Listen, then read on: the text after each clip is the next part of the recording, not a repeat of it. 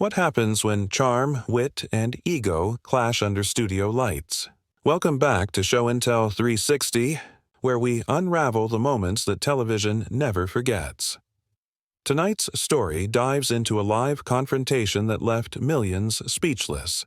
The night Craig Ferguson met Blake Shelton, and their friendly banter spiraled into one of late-night TV's most unforgettable disasters. It began like any other evening on The Late Late Show. The stage buzzed with laughter, Craig's mischievous humor filling the air. Cameras rolled. The crowd cheered.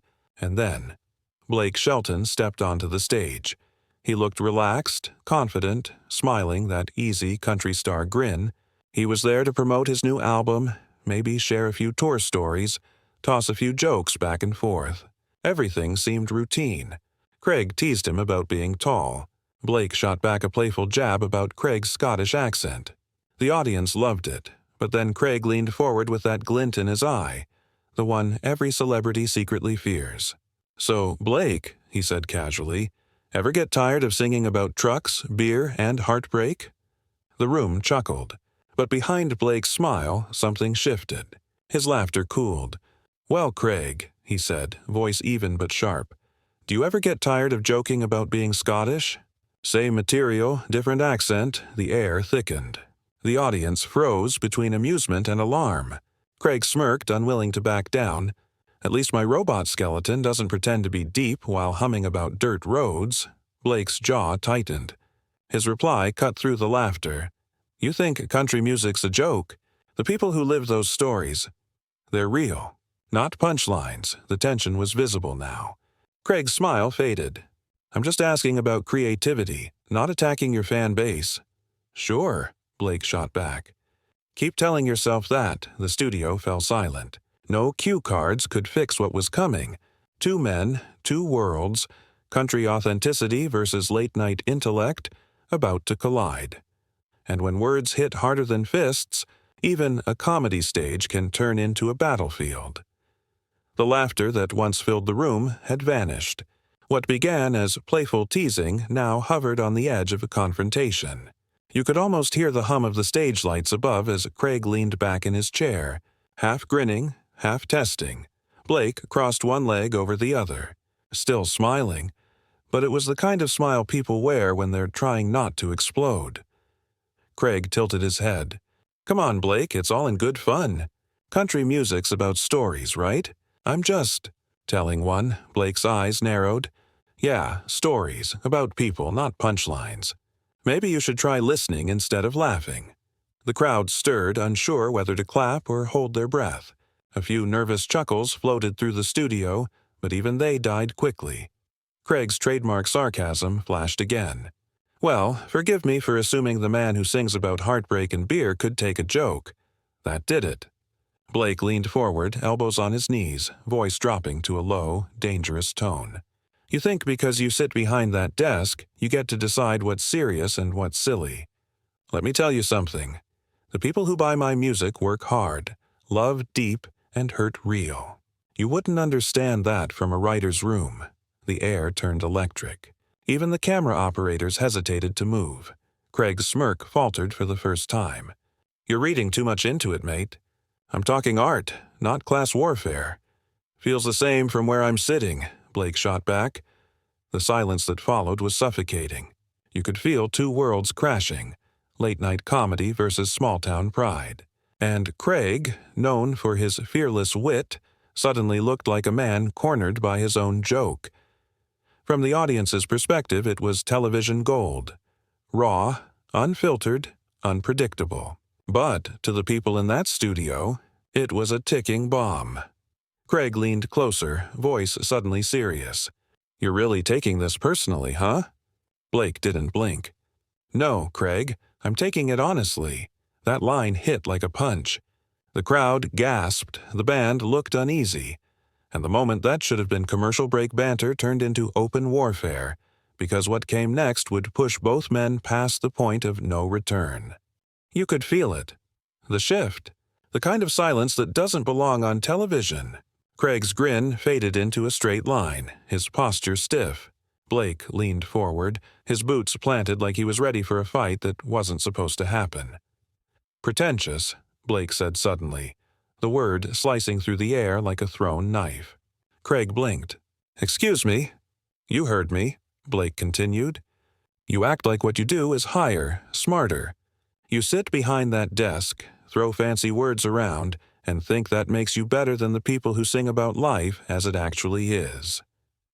The audience went dead quiet. Craig's fingers drummed on the desk, a nervous tell disguised as composure. "I'm asking about creativity," he replied carefully. "You turned it into a class lecture." Blake's jaw tensed. "No, Craig, you turned it into a punchline." For a man who built his career on humor, Craig suddenly had none. His voice sharpened. "If you can't answer a question without seeing an insult, maybe you're not as deep as you pretend to be." The crowd gasped, and that sound was the match that lit the fuse. Blake stood up. The chair scraped loudly across the studio floor.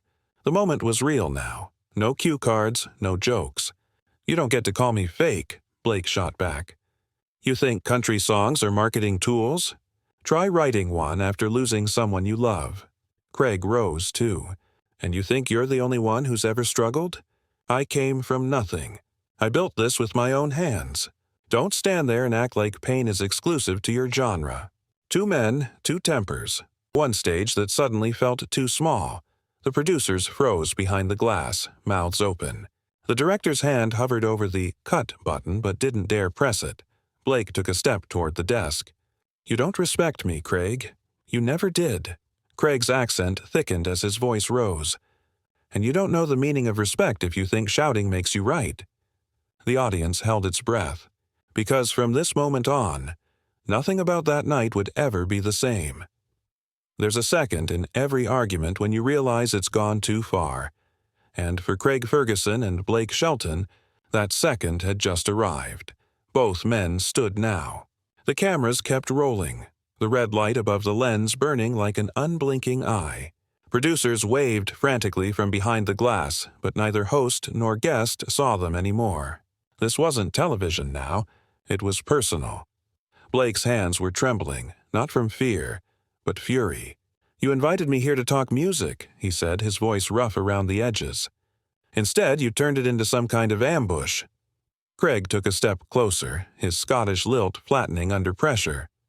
"Ambush? You call a question about songwriting an ambush? If that's what rattles you, maybe the critics have a point." The audience winced. No laughter this time. Just that uneasy rustle of people who realize they're witnessing something they probably shouldn't. Blake's eyes dropped to Craig's desk. That famous blue-rimmed coffee mug sat there, half full, steam curling lazily upward. He reached for it. Craig's hand twitched, uncertain whether to stop him. For a heartbeat, it looked like Blake might throw it. You could practically hear the studio oxygen disappear. Instead, he lifted it chest high and said quietly, "This right here. That's you, Craig. You offer warmth, then burn whoever touches it. Then slam." He dropped it onto the desk so hard the mug cracked, coffee spraying across cue cards and Craig's white shirt. A single gasp rippled through the crowd like a wave. Craig's jaw clenched. "Put it down," he hissed, every syllable trembling with fury. Blake's voice thundered back. "Already did." Security began moving in. Two men in dark suits at the edge of the frame, but Blake raised his hands. "Don't bother." "I'm leaving," Craig pointed after him, face flushed crimson. "Walk out if you want, but don't pretend it's integrity. You came here for praise and couldn't handle honesty." Blake paused at the stage's edge, turned halfway, eyes glinting under the lights. "Honesty isn't cruelty, Craig. Learn the difference." And just like that, the superstar walked off set, leaving behind shattered porcelain, spilled coffee, and a silence that would echo far beyond the studio.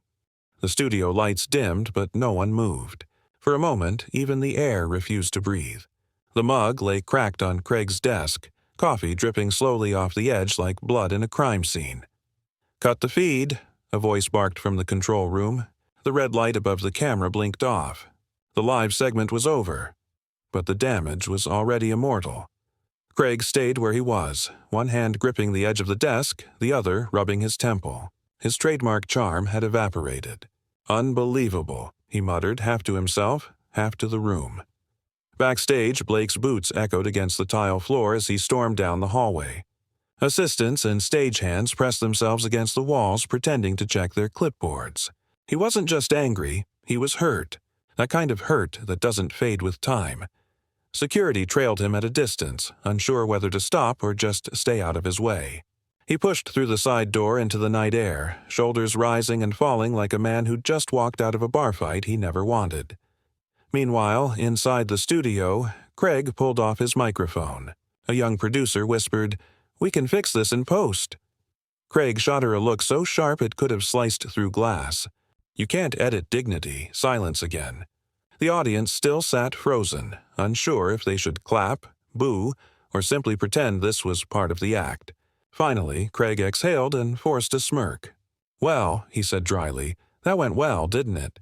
A few nervous laughs trickled out, weak and hollow, but within minutes, clips were already being uploaded. Phones had captured everything.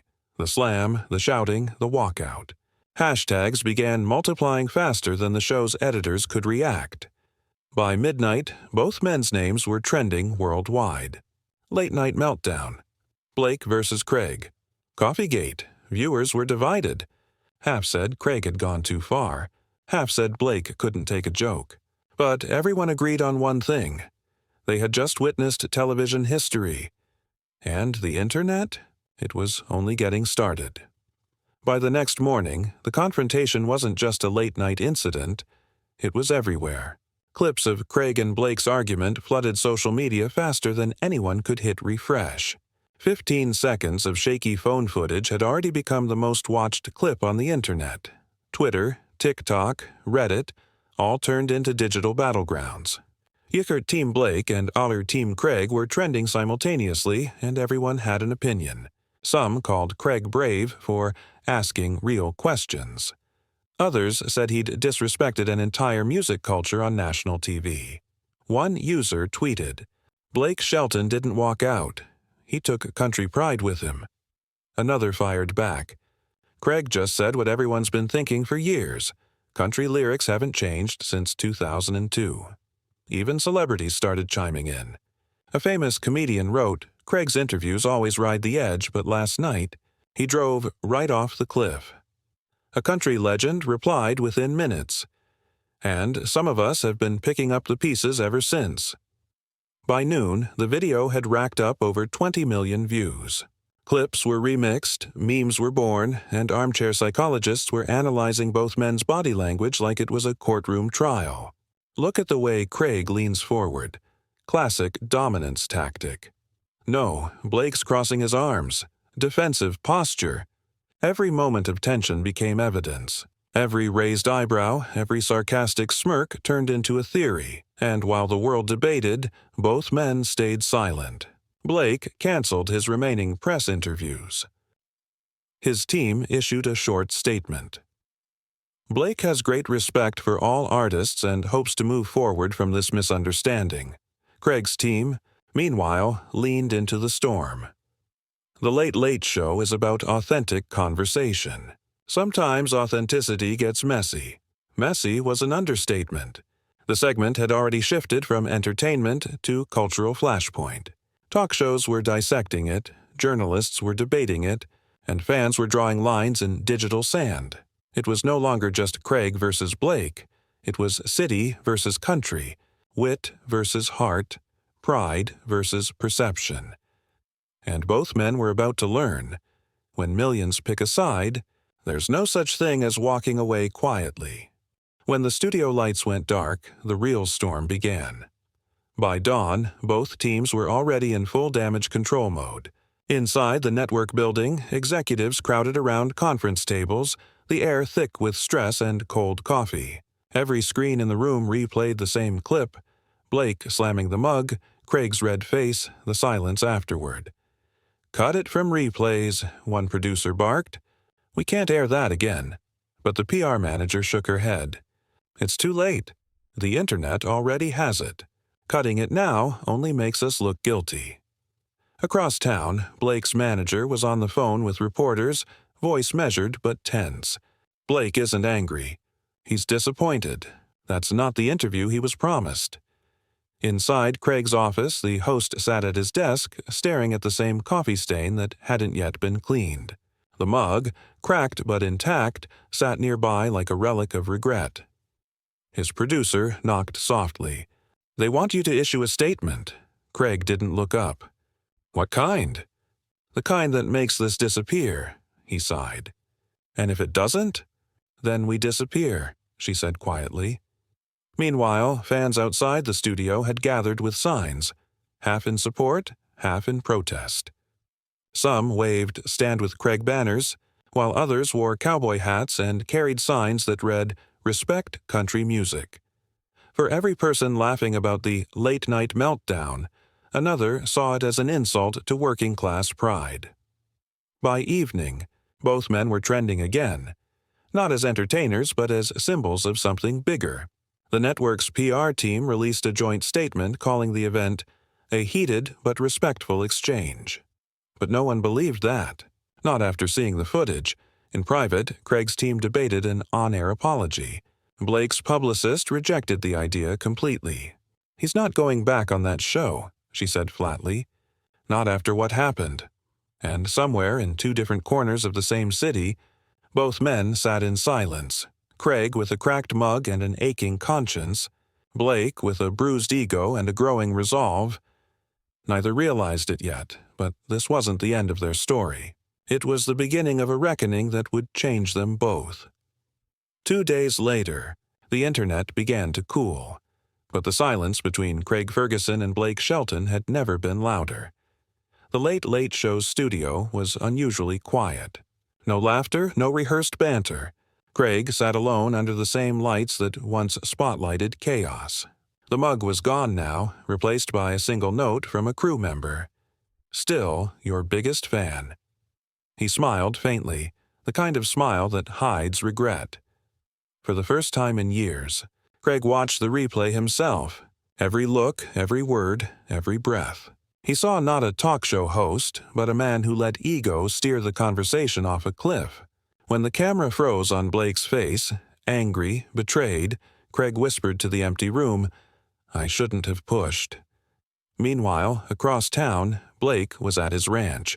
The open fields offered the silence he needed, but not the peace he wanted. He'd turned off his phone, ignored interviews, and spent 2 days writing songs he couldn't finish. Every line ended in anger, every chorus in frustration. His girlfriend found him sitting on the porch, guitar untouched beside him. "You're thinking about that night again," she said softly. He nodded. "I shouldn't have yelled, but I couldn't just let him talk down to me like that." She smiled gently. "Sometimes standing up for yourself doesn't mean standing against someone else." Those words lingered, longer than he expected. That same night, Craig recorded a private video message. No teleprompter, no makeup, no audience. Just him and the truth. "Blake, I crossed a line. I wanted a clever moment, and I forgot about respect. You didn't deserve that. I'm sorry." He didn't send it, not yet.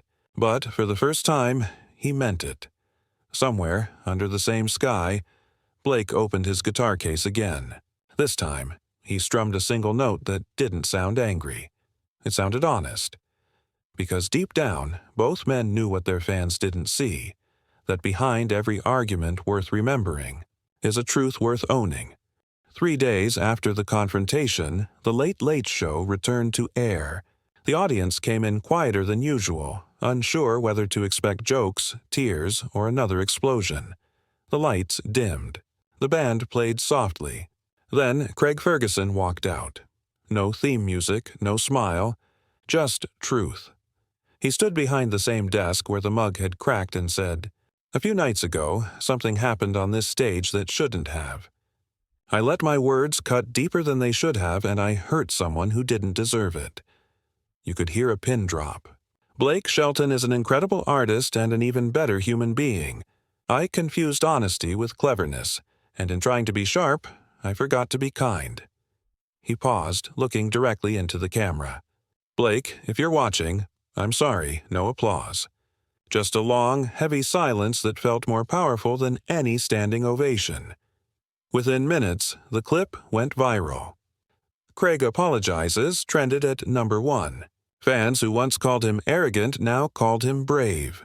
One tweet read, "It takes a bigger man to make people laugh, but an even bigger one to admit when he's wrong." Back in Oklahoma, Blake watched from his living room. The TV light flickered against his face as Craig's words echoed through the room. He didn't smile, didn't cry, but something in his shoulders softened. An hour later, he opened his phone for the first time in days. On Twitter, he typed, "Apology accepted. Respect restored. Maybe next time I'll bring the coffee." That single post shattered the internet. Again, Craig replied with a laughing emoji and the line, "I'll make it decaf." And just like that, what began as chaos turned into closure. Two men who'd clashed in front of millions had done something rarer. They'd shown humility in front of them, too. The clip ended, but the message didn't, that pride divides but respect rebuilds. Months passed, but the night Craig Ferguson and Blake Shelton clashed refused to fade. Clips were still circulating, podcasts were still debating, and every time either man appeared on TV, that one moment came up like a shadow they couldn't escape. Yet, somehow, what began as a feud became something else entirely. A lesson. Late-night hosts started changing their tone. Interviews grew more mindful, less mocking. Producers began calling it the Ferguson-Shelton effect. It wasn't about walking on eggshells. It was about remembering there was a real person sitting in that chair, not just a headline waiting to happen. Craig, in his quiet way, rebuilt trust with his audience. The apology had done more than repair his image. It reminded people why they'd loved him in the first place. His sharp wit returned, but now it carried warmth instead of venom. He even started ending each show with the same line, "Laugh with people, not at them." As for Blake, he found something deeper in the aftermath. The incident inspired a song, a ballad about pride, apology, and learning when to walk away. It debuted at #1. The lyrics never mentioned Craig by name, but everyone knew. It wasn't revenge. It was release. Their paths crossed again months later at an award show. Cameras caught them shaking hands backstage. No tension, no scripts, just mutual respect. Craig leaned in and said quietly, "You still owe me a coffee." Blake grinned. "This time, I'll pour it slow." That photo, the handshake that ended a storm, went viral in hours. But this time, the world wasn't laughing. They were applauding. Because in a world built on outrage, two men had managed to find grace. It turned out that the most unforgettable late-night moment wasn't the fight, the mug, or even the walkout. It was the forgiveness that followed. And years later, when people spoke about that night, they didn't just talk about chaos. They talked about how sometimes it takes a public breakdown to remind us what humility really looks like. This is Show Intel 360, where the stories that break the world also bring it back together.